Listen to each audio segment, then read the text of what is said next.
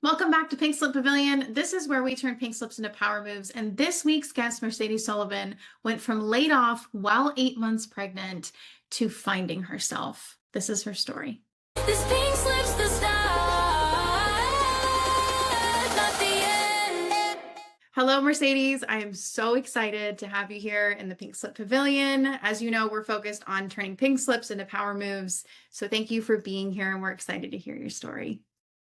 Thank you for having me. I think it's such an important topic right now, and one that it's pretty much going to happen to most people.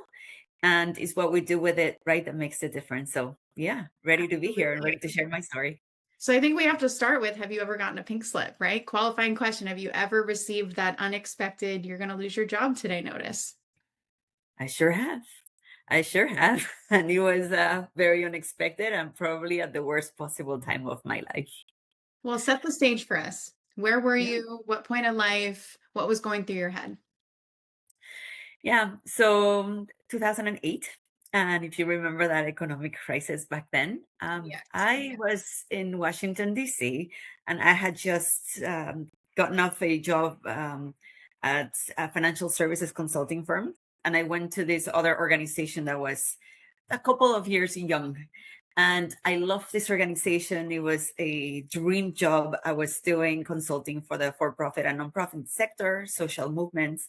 It was just going fantastic. And I also happened to be 8 months pregnant with my first. Wow. And I was working towards a promotion actually with the organization. So things were going amazing. I'm like, how did I get this lucky? This is incredible. They're so flexible, so on and so forth. And then around Thanksgiving, I received a call unexpectedly from my mom that my dad got really, really sick and he was dying. And I hadn't seen him for a year because I am from Mexico and I was working in the US here where I live. And I had passport issues and paperwork issues. And long story short, I got to Mexico one day too late for the funeral. He had passed away during Thanksgiving and it was just terrible. So picture me, 8 months pregnant, going back to Mexico to the funeral. I missed it by a day and Thanksgiving. So now I have that with the holidays. But I'm like, you know what? At least I'm going to come back to a promotion. Oh, no. So I come back. And unfortunately, because of the 2008 crisis, mortgage crisis, we lost a lot of funding from some of our contracts, and I got let go 2 weeks before Christmas without real severance. 8 months pregnant and coming back from this horrible situation. So at that point, I just almost had to laugh. It's like, okay, life just kicked me while I'm down. Like, oh, this is terrible. And then my husband got laid off. Oh, no. So we're like, you know what? This is horrible. What are we gonna do? And the COBRA was so expensive that I'm like, oh my gosh, like I can't afford to keep doing that so that we can cover our birth. So um stayed for a little bit longer, had my son in the US, and as soon as he was very young, like a couple of months, we literally sold everything that we had and moved to Mexico for a couple of years. And we decided, we're going to just reverse retire. And we're going to mourn and we're going to live with my mom for a bit. And I had my second child there. And you know what? I took the opportunity to be like, maybe life is telling me to chill out and find myself again and do something different. So we really took the opportunity to literally sell everything, go back with a little kid, have my second one in Mexico because the whole pregnancy, everything was cheaper than 1 month COBRA, the whole thing until delivery. And we both were stay at home for a little bit until we run out of money completely. And you know what? We were broke, but no one will ever take away from us that we were able to both stay at home with our kids and my mom when they were so little. So yeah, it was horrible at the beginning. I thought, oh my gosh, I'm gonna die. Like my dad died. I'm having panic attacks. I have no income. Then my husband loses his job. But I decided to just surrender and give in and go live with my mom, use all our resources. And then that's what we did for a couple of years. We went back to Mexico, and until we run out of money, and I'll stop there to see if you have questions, and then I'll tell you what happened next. I mean, what a story, because a lot of people are going to go through layoffs in different seasons of life. I tell people, like, you might be earlier in your career, you might be later in your career, right in the middle of it. Everybody's going to experience a layoff differently, economically, family wise, like it looks different. But to literally a month before you give birth, which we know it's not cheap to give birth. No. And you work in HR. I've worked in HR. I know how expensive COBRA is. If you've ever been laid off, you know how expensive COBRA is. It's not realistic. So literally everything, losing your dad, like what a mental, just resilience moment of, there's so many people that would cave. And I want to commend you for not caving, but I'm also curious, how did your mindset evolve? How did you go from panic attacks, I don't know what's next, chaos, to I can get through it? How did you make that mental shift that got you through it, would you say? Yeah, I mean, I guess I remember I'm an immigrant, right? So I came to the US for university, and I had very little money when I started. And I'm like, I have family and I can stay with my mom for a bit, and I have my health so far. And I cannot control what I can't. So I just had to surrender. Like, you know what? I am not in control. I still have my panic moments, but I'm like, I'm not in control. I'm going to do and focus what's best for me. I have enough money for this amount of time. We split rent with my mom. And then about 6 months before we ran out of money, we started looking for work again. And, I guess I had to go back to my athletic career. When I was young, I played tennis. That's how I got to the US on a scholarship. And, I had to remember that sometimes you lose no matter how hard you try. And you have to let the loss go. But the most important thing that I had to remember, which rationally I knew, but it took me a long time until actually recently to actually internalize it. These layoffs are not about you, and it's not about your worth.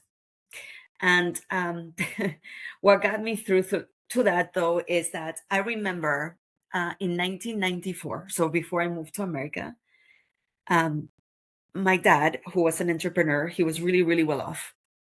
And we lived like a ridiculously good life. And then within 3 months after NAFTA was signed, we lost everything. He lost absolutely, we had no money to eat. We went from super well off to nothing. And we were still here. We survived. I'm like, all right, well, we'll eat really cheap tacos, but I'm still here. And the thing that I remember the most is not that we lost the money, is that he lost who he was. So from then on, I started noticing that people that really loved him or were close to him disappeared. And the people that you didn't expect showed up for him. So I carried that with me to here to say, my dad died, but one of the lessons I learned from him was, do not attach your worth to your job. Your worth is not up for debate. Your worth is inherent. So literally, I tell my children every single day, I love you because you exist, based on that experience. You don't have to perform. You don't have to have a title. I love you because you exist. And now, as an HR practitioner, one of my goals is for people to decouple themselves from their title. It's just borrowed. It's just rented for a minute. It's not who you are. I love that. So that helped me a little bit. And then as well as, well, if I don't make it, I don't make it. But let me tell you the one story that my dad shared with me as a little kid that also got me through it. We went to the ocean, where I lived in the Pacific coast, and he got me to the ocean, and he wanted me to learn how to go under the waves. So I go in my little wave, and the wave overtook me so bad. I was so scared. I thought I was going to drown. So I got out, and I didn't want to go back in. So he went back and grabbed me by the hand and put me next to the shore.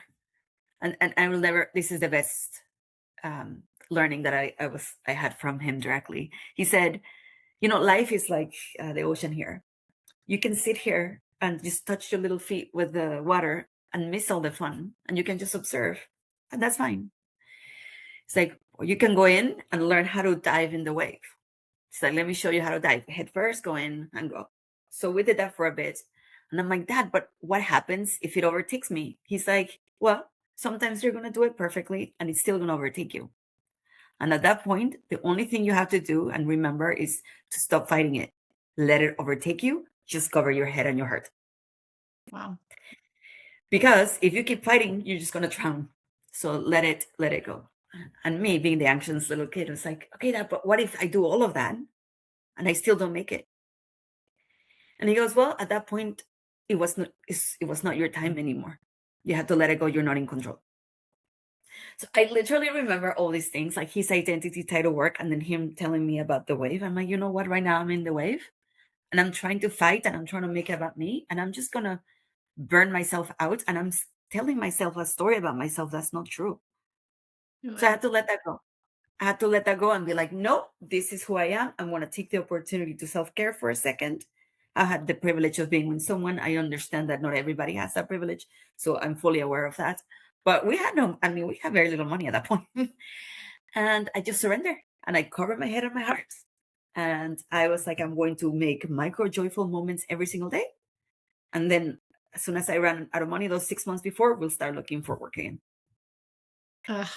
So many good things. You literally give me chills. So I'm originally from Hawaii, so the ocean, I completely understand what you're saying of like, don't fight it. Like at some point, just let the wave. I mean, it's the ocean. It's the most powerful thing, right? You cannot beat the ocean.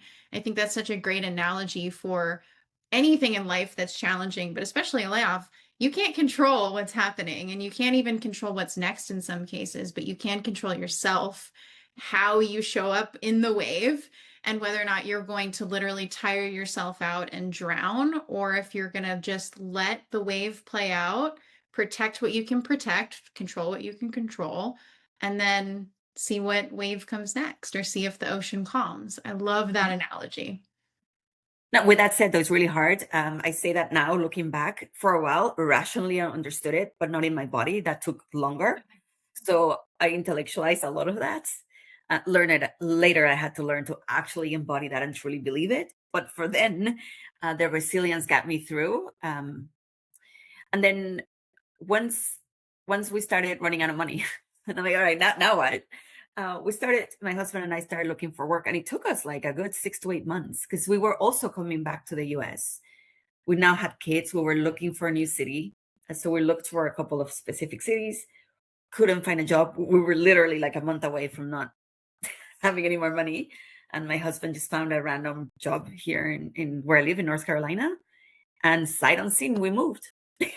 So I moved to 6 places sight unseen. So that's like I moved to Australia when I've never been there before. Because you know what? If it doesn't work out, you can change, right? And at some point, I trust that life will provide, and then I get really anxious, but I still trust. I can relate to that. I can relate to that.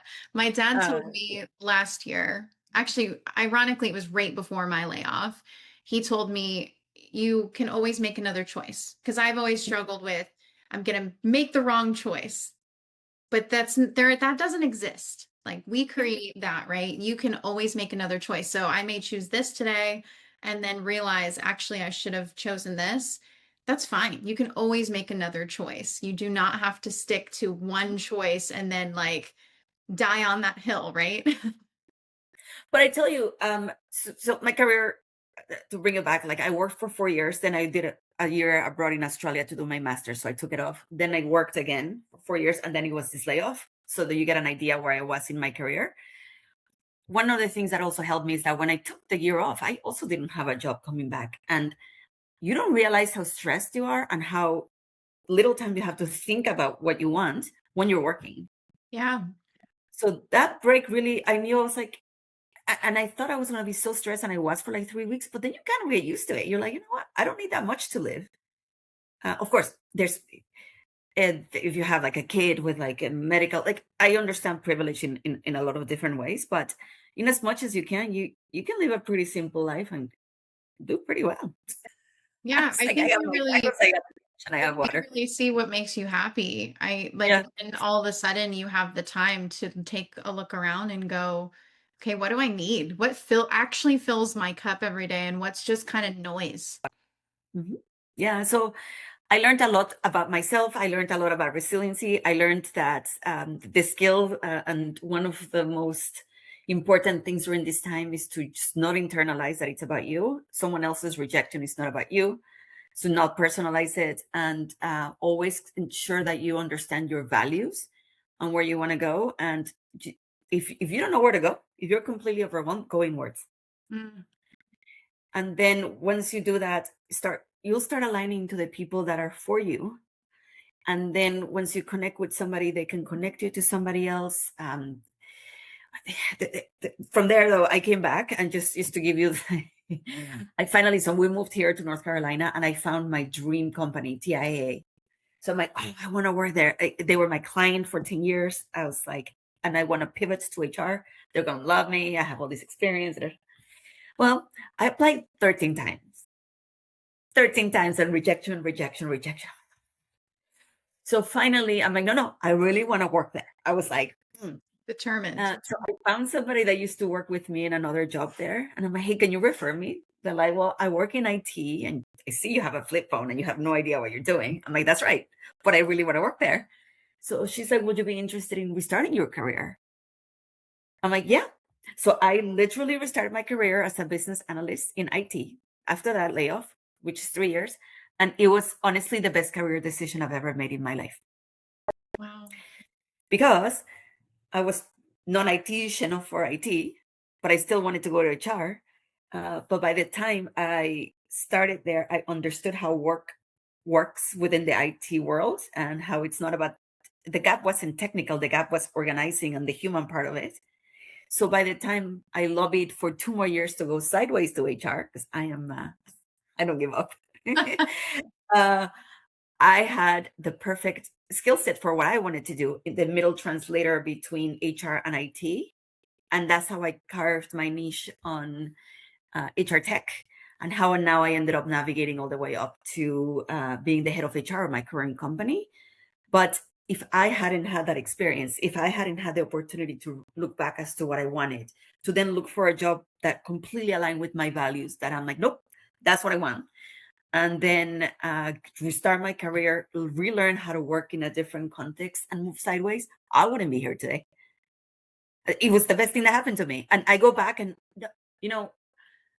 I'm an end of life doula as well. So I work with people at the end of their life. And I know that as I look back on my life, one of the things that I will always put as one of my memory cards is the time I got to spend with my kids when they were babies. So in a way, then my layoff, which sucked. I mean, I was like, I don't know, man, we got no money. Was one of the best things that ever happened to me.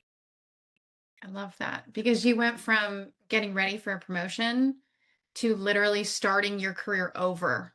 Like you went from promotion to entry level. And I think a lot of people struggle with the idea of starting over. It seems like it's a failure, but people start over all the time, and it Yeah. turns into beautiful blessings like you just highlighted. It's a blessing in hindsight, but it's that hindsight that requires the time to be able to see it.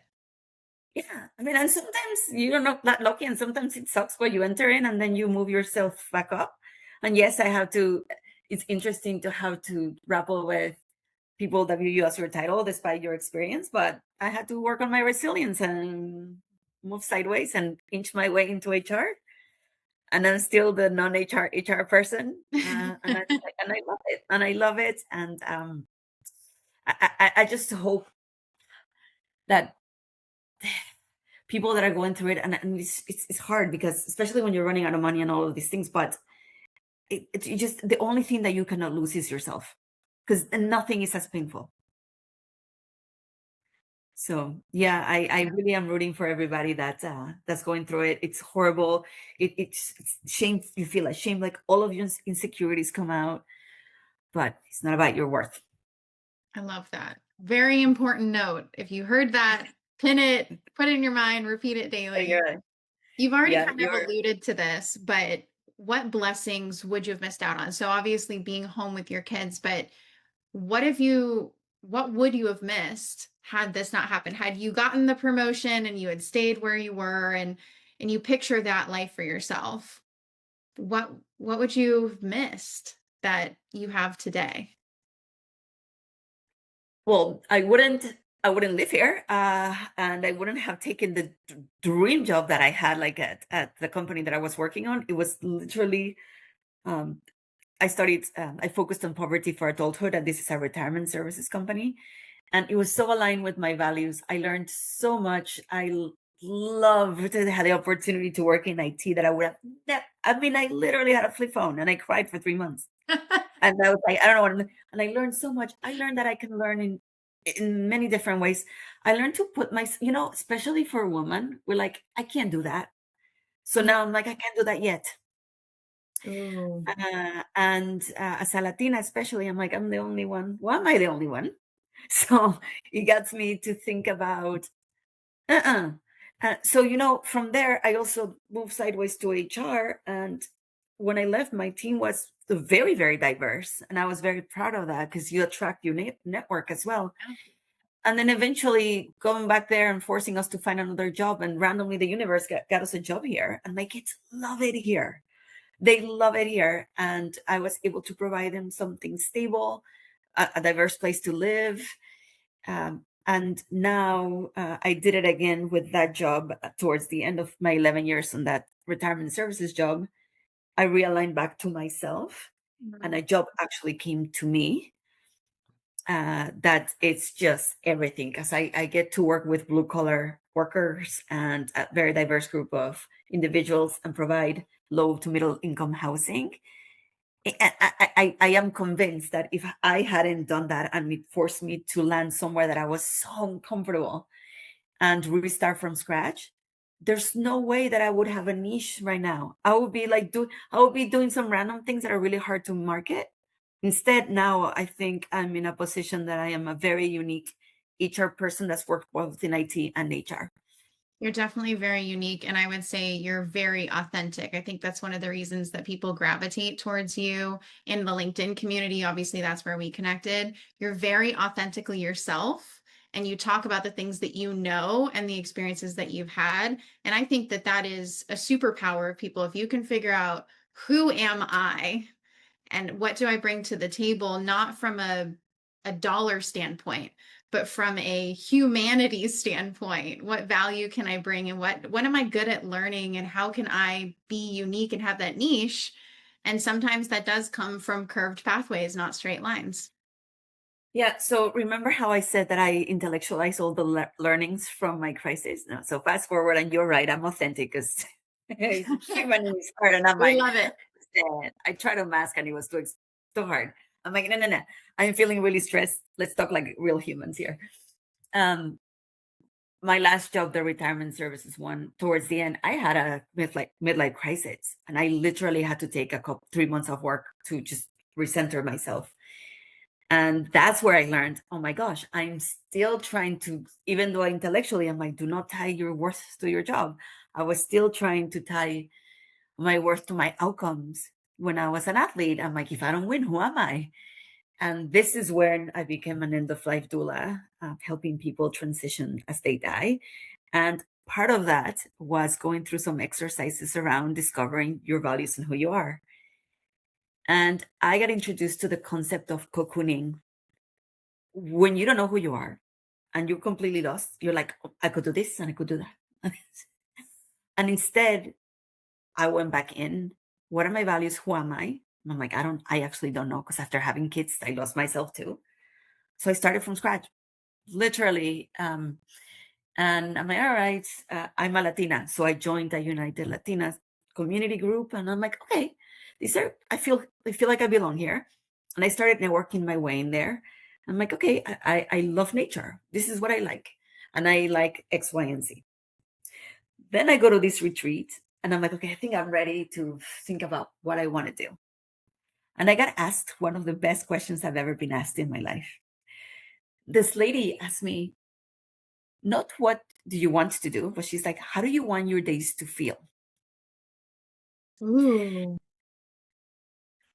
So I went back, right? And I wrote all the things that I wanted to do. And I'm like, oh my gosh, I'm doing it again. We're human beings, not human doings. And I'm basing it on the doing. So I stopped asking my kids, what do you want to do when you grow up? But who do you want to be? And instead of asking them, are you super happy that we went here? I'm asking, how does it feel? So I started to rewire the stories I told about myself. I started to depersonalize the things that I thought made me shameful or bad, or if I just was good enough. And I literally started thinking through my days, not as if they were my last, because that's very stressful, because then I feel like I have to be happy, but as if they were my first. So I live now my days as if they were my first, and I'm at wonder and discovering things. And I'm like, do I like this? Or was I just conditioned to like it? Or do I not like this? And I started paying attention. If someone triggers me, I now ask myself why. What is it that is missing inside? Like if someone's like dismissing me and I get really triggered, I'm like, what about me am I dismissing about myself or to myself? And I'm much kinder to myself. I have a little picture of me as a 7-year-old. And I always remember that when I talk negatively to me, I'm talking to her. So I took just a lot of time to self-care and I call it having a PhD on myself instead of the world. Because my first half of my life was lived outwards. Second half is coming back to me. And now, I just aim to be authentic, be me, and collect micro joyous moments every day. And that's all I can control. That's it. That's all I have. And my goal is for other people that are going through these horrible, difficult times, know that it's crappy. And gaslighting yourself into thinking that you should be blessed. No. It's okay to be messy and unhappy and depressed. So you feel how you feel. The goal is to be okay with whatever life throws at you. There's no happiness. Everything's transient. But all we control is what moment of joy can I give to myself today, and what can I discover about myself today, and one day at a time. That's literally all we have, and not to put the pressure on. I should be here because these other people are there. Nah, we're all playing a different video game in life. Like, play your own. Your journey is authentic to you for a reason. And Yep. I do like how much you talk about self-identity though, and getting to know yourself. That was something that I wish that I knew more about when I was going through my most recent layoff. And since then I've done a leadership psychology course. And so now I have these new frameworks and tools. And I just go, oh man, I wish I knew this when I was walking through that season, because there's definitely toxic positivity, but there's a difference between pretending, like burying your head in the sand and trying to convince yourself everything's fine, and having a North Star of like, this is going to be the intention for growing through this season, but I'm going to allow those emotions to move through. I'm going to allow myself to have self-compassion and to figure out what I want next, create the space, and let every emotion that has to come in actually move through, versus trying to pretend like everything's fine or going to a very dark place and never getting out of it. Look, you'll laugh, but I have my little wheel of emotions here. Oh, I love that. If I had to go back and give myself one piece of advice, and this is the one thing that I'm teaching my kids, and this sounds so silly, but I did not know how to feel my feelings. Mm. So I had a vision. I was like, I'm good. This is where I'm going. I can make goals. I can pivot. I learned to not be married to the solution, but to the problem to solve, so that I can pivot on the how, but not the what. But I had always been very resilient, and I confused that with, it started to be less resilient and more self-abandonment, because I was like, okay, I'm committed to this. And even if it was no longer working, I could, you just have to push harder, do more, and be better. And then I made the story about me, if not, and all the shame. I'm like, oh, wow, no. But I learned to be embodied, and I didn't understand what that meant. So I quite literally started meditating, and I couldn't do 2 minutes. Now I do an hour a day. Wow. It started with this one that's literally how to feel your feelings, and you practice. And I was really anxious. I'm no longer. I learned to be okay with what anxiety covers, which usually anxiety is covering for sadness, fear, for other emotions. Yeah. And I've been practicing just like I did for my tennis. I committed myself to my inner work. I'm committing to it just like as if I was going to the gym. And I build my window of tolerance to these negative feelings, so that I know that I'm going to be okay no matter what. Because sometimes we're afraid of the feeling that is going to come before it comes. And so we live either in the past or in the future, but not in the now. And I don't have anything else but that right now. And I don't want to be disembodied and like dissociated and like miserable right now. Yeah. And it's hard work. If I had done that before, if I controlled my world from the inside out, man, that would have been easier. But I was a hot mess instead. I'm resilient and pushed through, and I burnt out, right? So well, I'm proud of myself for navigating and with my sense of humor, I suppose, which now I see is a little bit of abandonment and just it's like overworking. I'm like, I want to not feel my feelings, and we're good. Um, I'm I'm very thoughtful about every single day, finishing the day with what's mine, what's somebody else's, and what did I learned today, and did this day make me feel like I want to feel, and it really helps. I love, Take a I daily love battle. it. And I feel like there's literally so much value in this conversation, genuinely, from just like a understanding where to put your time too. Because I think there's this season of a layoff too, where you're like, I have all this time. What do I do with it? And so I think listening to some of these things, going, wait a minute, these are some tools I can use to maybe start getting a little bit more in touch with myself or a little bit calmer about situations. So, because stress is going to happen whether you like it or not. So, learning how to actually identify it, how to feel it, and have the tools to be able to deal with life's things. There's some sort of saying, it's like to worry is a tax on tomorrow's happiness. Mm. And that's something that I've really tried to hold on to is I don't know what's going to happen tomorrow. I can analyze it, but I have to focus on today. I have to be present today because tomorrow might not come. That's life. And so why worry today? You know? 100%. So this is the exercise that I love. So every time you get triggered, something happens, right? And then you start making the story. I should have said, he should have said, didn't.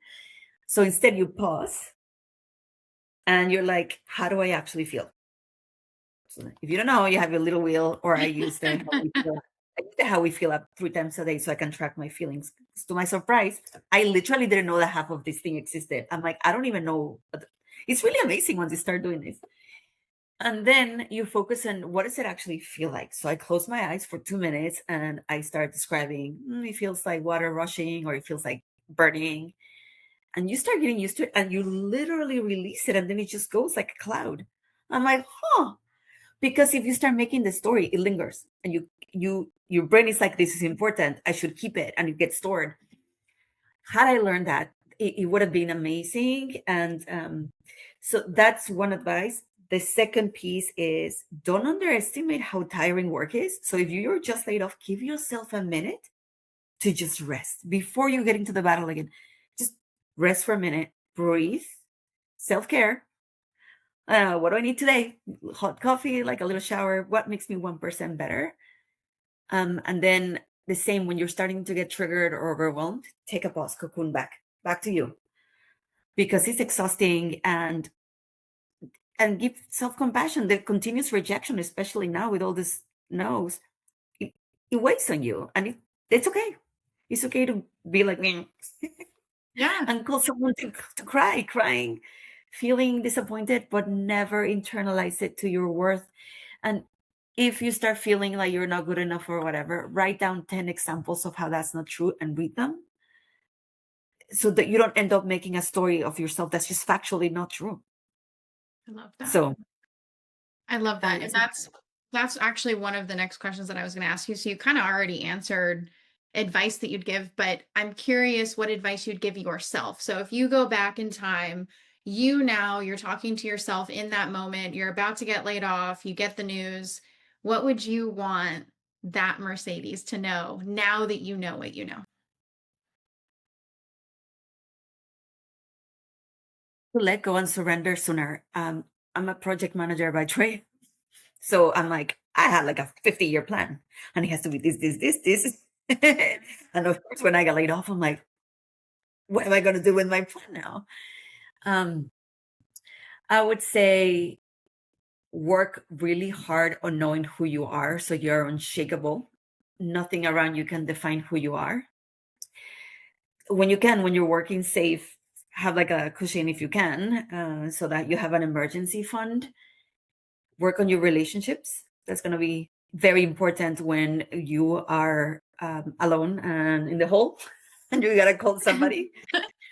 And then just always work on being clear as to what do you value, what do you need, and what do you want. It's not that I'm a manifesting kind of person, but sort of. I do think that if you align your energy to something, it does come to you.